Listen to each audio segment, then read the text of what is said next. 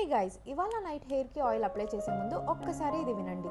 ఎందుకంటే almost 5 years నేను నా హెయిర్కి కంప్లీట్ రాంగ్ థింగ్స్ చేస్తున్నా, కానీ ఎవరూ చెప్పలేదు.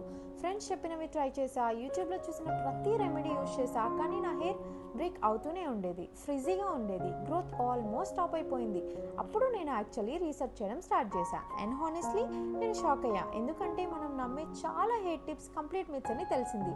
సో ఇవాళ మన లాంగ్ హెయిర్ గురించి బిగ్గెస్ట్ మిత్స్ మాట్లాడుకుందాం. Hi everyone, welcome back to my channel. కొత్త వాళ్ళైతే హలో, నేను మీ చిన్ను. ఈ ఛానల్లో hair care, beauty, gets ready with me, life style, ఇలా రియల్ ఎక్స్పీరియన్సెస్ అన్ని న్యాచురల్గా షేర్ చేస్తుంటా. హానెస్ట్లీ నాకు లాంగ్ హెయిర్ అంటే చాలా ఇష్టం, కానీ నా హెయిర్ జర్నీ ఆల్వేస్ పర్ఫెక్ట్ ఉండేది కాదు. హెయిర్ ఫాల్ ఫేజెస్ ఉన్నాయి, రఫ్ హెయిర్ ఫేజెస్ ఉన్నాయి, కాన్ఫిడెన్స్ తక్కువైన డేస్ కూడా ఉన్నాయి. సో ఈ వీడియోలో ఫేక్ మ్యాజికల్ టిప్స్ చెప్పాను.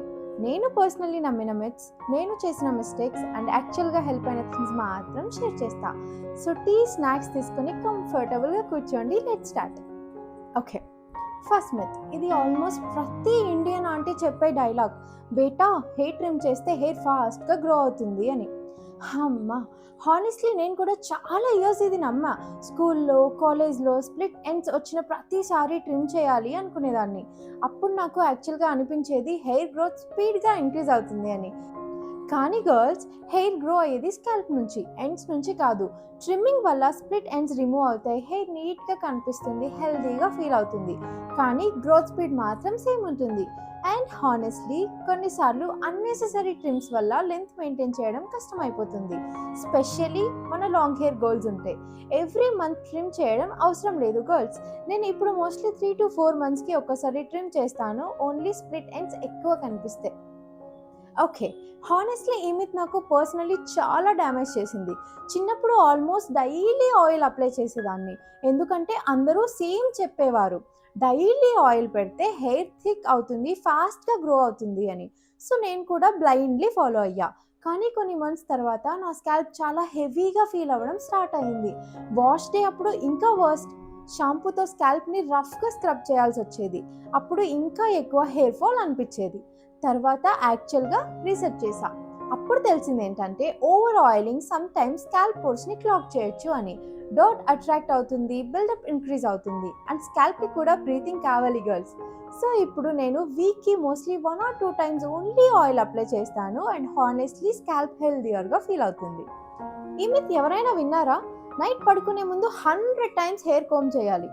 హానెస్ట్లీ నేను కూడా ఒక ఫేజ్లో ఓవర్ బ్రషింగ్ చేసేదాన్ని, స్పెషలీ ఫ్రిజ్ కనిపిస్తే. ఇంకా కోమ్ చేస్తే స్మూత్గా అవుతుంది అనుకునేదాన్ని. కానీ యాక్చువల్గా ఏం జరిగిందంటే ఇంకా ఎక్కువ బ్రేకేజ్, హెయిర్ స్టాండ్స్ వీక్ అయిపోయాయి, ఫ్రిజ్ ఇంకా ఎక్కువ అయిపోయింది.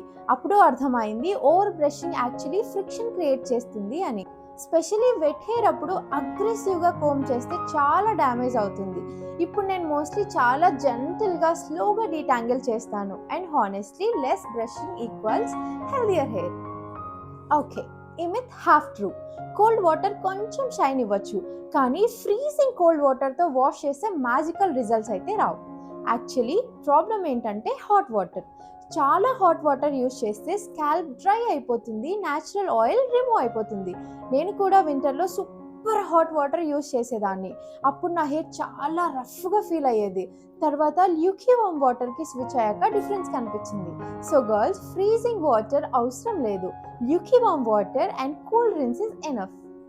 గర్ల్స్, హానెస్ట్లీ ఈ మిత్ కోసం చాలా మనీ వేస్ట్ చేశా. ఎక్స్పెన్సివ్ షాంపూ అంటే బెటర్ అని అనుకుంటాం కదా, నేను కూడా అలానే అనుకునేదాన్ని. రివ్యూస్ చూసి, ఇన్ఫ్లుయెన్సర్స్ వీడియోస్ చూసి చాలా ప్రోడక్ట్స్ కొన్నా. కానీ హానెస్ట్లీ ప్రతి ఎక్స్పెన్సివ్ ప్రోడక్ట్ మ్యాజిక్ కాదు. కొన్ని అఫోర్డబుల్ ప్రోడక్ట్స్ యాక్చువల్గా బెటర్గా వర్క్ అయ్యాయి నాకు. అప్పుడే అర్థమైంది ప్రైస్ కన్నా ఇంగ్రీడియంట్స్ ఇంపార్టెంట్ అని. Sulphate free, keratin, organ oil, biotin, castor oil, ఇలా ఇంగ్రీడియంట్స్ చూడాలి. ప్యాకేజింగ్ అండ్ మార్కెటింగ్ చూసి ప్రోడక్ట్ కొనకండి. ఓకే గర్ల్స్, ఇప్పటి వరకు మీకు షాకింగ్గా అనిపించిన మిత్ ఏంటి? హానెస్ట్లీ కామెంట్స్ చదవడం అంటే నాకు చాలా ఇష్టం, సో డెఫినెట్లీ కామెంట్ చేయండి, నేను మీ కామెంట్కి రిప్లై చేస్తాను. అండ్ ఇంకా next myth even crazier. Tight braid వేసుకుంటే హెయిర్ సేఫ్గా ఉంటుంది అని చాలామంది అనుకుంటుంటారు. కానీ honestly too much tight hair style hair లైన్ని డ్యామేజ్ చేస్తుంది. స్పెషల్లీ టెంపుల్స్ దగ్గర హెయిర్ థిన్ అయిపోతుంది. నేను స్కూల్ డేస్లో సూపర్ టైట్గా వేసుకునేదాన్ని. ఈవినింగ్కి హెడేక్ కూడా వచ్చేసేది సమ్ టైమ్స్. అప్పుడు ఏం అర్థం కాలేదు. కానీ ఇప్పుడు ఫొటోస్ చూస్తే యాక్చువల్లీ హెయిర్ లైన్ డిఫరెన్స్ కనిపిస్తుంది. సో గర్ల్స్, లూజ్ బ్రైడ్ వేసుకోండి, సాఫ్ట్ స్క్రంచెస్ యూజ్ చేయండి. ఓకే, ఇప్పుడు మన viral myth. Rice water videos everywhere ఉన్నాయి కదా.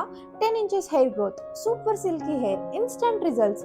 నేను కూడా హానెస్ట్లీ చాలా ఎక్సైటెడ్ అయ్యా. ఆల్మోస్ట్ 3 months ట్రై చేశా. స్టార్టింగ్లో ఓకే అనిపించింది, కానీ స్లోగా నా హెయిర్ స్టిఫ్గా ఫీల్ అవ్వడం స్టార్ట్ అయ్యింది. హెయిర్ ఫాల్ కూడా ఇంక్రీజ్ అయింది. అప్పుడు నేను యాక్చువల్లీ డీప్గా రీసెర్చ్ చేశా. రైస్ వాటర్లో ప్రోటీన్ ఉంటుంది. కొన్ని హెయిర్ టైప్స్కి సూట్ అవుతుంది, కొన్ని హెయిర్ టైప్స్కి డ్రైనెస్ అండ్ బ్రేకేజ్ ఇస్తుంది. అండ్ యూట్యూబ్లో చాలామంది కంప్లీట్ ట్రూత్ చెప్పరు. యావ విమెన్ రొటీన్ యాక్చువల్గా different herbs and fermentation methods complete traditional process ఉంటుంది. లెఫ్ట్ ఓవర్ రైస్ వాటర్ ఒక్కటే కాదు. సో బ్లైండ్లీ ట్రెండ్స్ ఫాలో అవ్వకండి. ఫస్ట్ ప్యాచ్ టెస్ట్ చేయండి, మీ హెయిర్ ఎలా రియాక్ట్ అవుతుందో అబ్జర్వ్ చేయండి. సో యాక్చువల్లీ రైస్ వాటర్ ఎలా యూజ్ చేయాలి అన్నది నేను మీకు ఫర్దర్ వీడియోలో చెప్తాను.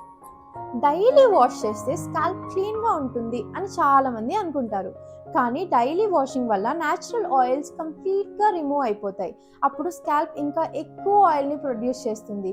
సో హెయిర్ ఇంకా గ్రీజీగా ఫీల్ అవుతుంది. నేను కూడా ఒక ఫేజ్లో ఆల్మోస్ట్ ఆల్టర్నేటివ్ డేస్ వాష్ చేసేదాన్ని, కానీ స్కాల్ప్ సూపర్ డ్రై అయిపోయేది. ఇప్పుడు మోస్ట్లీ వీక్కి 2 to 3 times ఎనఫ్. ఇది హానెస్ట్లీ చాలా important topic. Oils, shampoos, mask ఇలా అన్నీ ట్రై చేస్తాం, కానీ స్ట్రెస్ గురించి ఆల్మోస్ట్ ఎవ్వరూ మాట్లాడరు.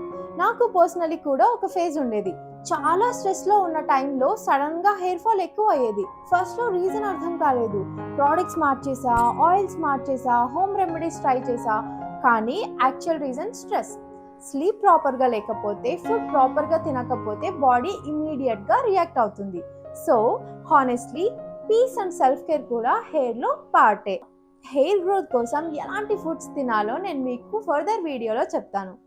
Final myth and honestly most important myth. Long hair ఉంటే హెల్దీ హెయిర్ అని కాదు. వేస్ట్ వరకు హెయిర్ ఉన్నా డ్యామేజ్ అయి ఉండొచ్చు. షార్ట్ హెయిర్ ఉన్నా హెల్దీగా షైనీగా ఉండొచ్చు. So always focus on health.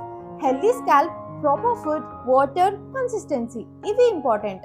Length ఆటోమేటిక్గా వచ్చేస్తుంది. ఈ మిత్స్ నాకు కూడా ఎవరైనా చెప్పుంటే బాగుండేది. చాలా టైం, మనీ, ఎఫర్ట్స్ ఫేస్ చేశా. అందుకే మీతో షేర్ చేస్తున్నా. వీడియో యూస్ఫుల్గా అనిపిస్తే డెఫినెట్లీ లైక్ చేయండి. కొత్త వాళ్ళైతే సబ్స్క్రైబ్ అవ్వండి అండ్ కామెంట్లో మీకు మోస్ట్ షాకింగ్ మిత్ ఏంటో చెప్పండి. Okay girls, take care of your hair and take care of yourself. See you in the next one.